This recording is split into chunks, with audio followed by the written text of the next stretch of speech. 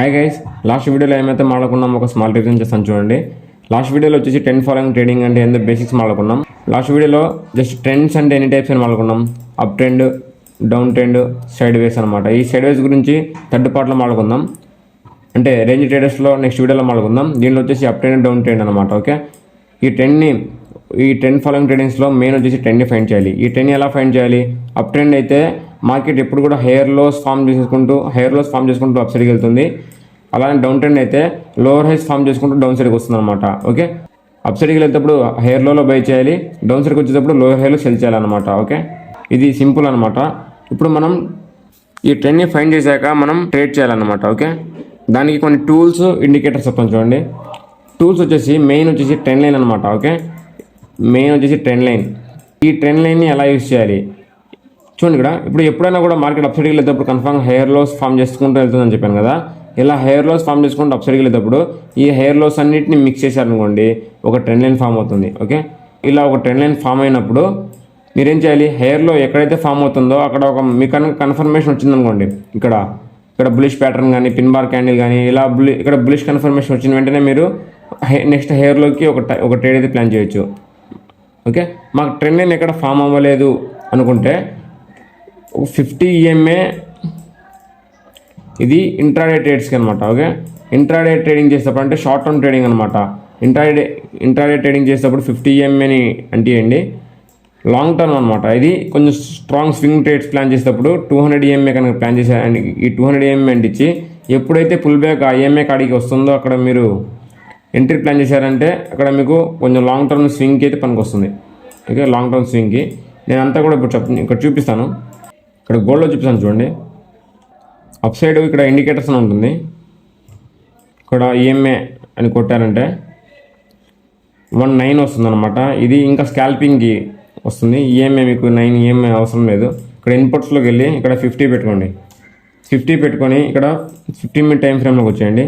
ఎందుకంటే మనం intraday trades plan చేసేటప్పుడు 15 మినిట్స్ ఎనఫ్ అనమాట. ఓకే, చూడండి. ఇప్పుడు ఈ EMAని ఎలా యూజ్ చేస్తాం అనేది కొంచెం బేసిక్స్ చెప్తాను. ఇప్పుడు EMA వచ్చేసి ఎప్పుడైనా కూడా మార్కెట్ హైయర్ లోస్ ఇలా ఫామ్ చేసుకుంటూ అప్ సైడ్కి వెళ్ళేటప్పుడు కింద నుంచి ఒక లైన్ వస్తుంది అనమాట. ఓకే, ఇది EMA అనమాట. ఓకే, ఇది EMA.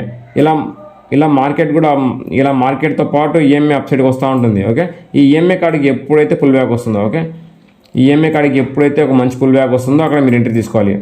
ఓకే, ఇదన్నమాట ప్లాన్. ఇది ఇంట్రాడే ట్రేడ్స్కి మాత్రమే. ఓకే, ఇంట్రాడే ట్రేడ్స్కి మాత్రమే. స్వింగ్కి వచ్చి సపరేట్ ఉంటాయి. Okay, స్వింగ్కి 200 EMA. ఓకే,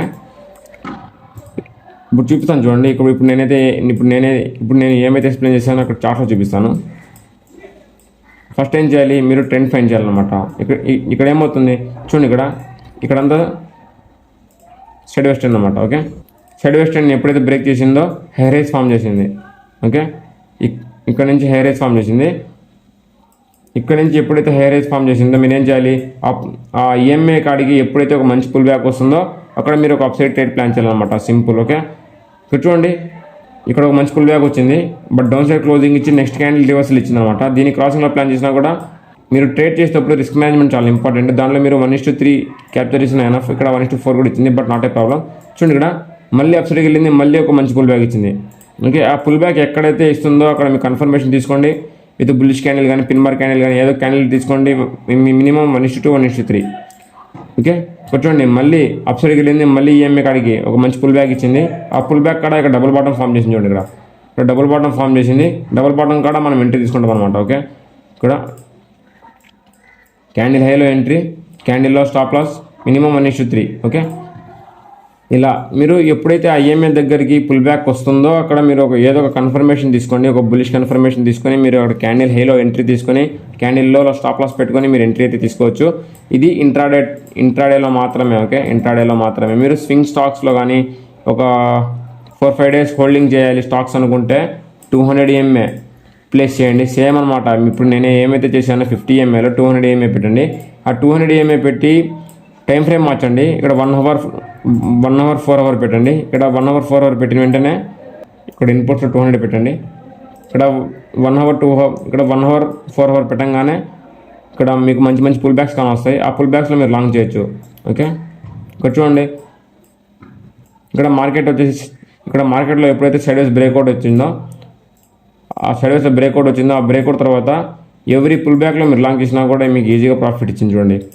ఎందుకంటే పుల్ బ్యాక్ లాంగ్, మళ్ళీ పుల్ బ్యాక్ లాంగ్, మళ్ళీ పుల్ బ్యాక్, మళ్ళీ లాంగ్ అనమాట. ఇలా మీరు లాంగ్ పొజిషన్స్ అన్నీ కూడా బిల్డ్ చేసుకుంటే వెళ్ళిపోవచ్చు. ఓకే, చూడండి ఆ ఈఎంఏ ఎంత క్లియర్గా వర్క్ అవుతుందో. మళ్ళీ ఇంపల్సివ్ మూవ్, మళ్ళీ ఒక పుల్ బ్యాక్, మళ్ళీ ఇంపల్సివ్ మూవ్. ఓకే, ఇలా మీరు ఇంట్రాడే ట్రేడ్స్ కానీ స్వింగ్కి ప్లాన్ చేయాలన్నా కూడా ఈ 2 EMAs ఫైండ్ చేసుకొని ప్లాన్ చేసుకోవచ్చు.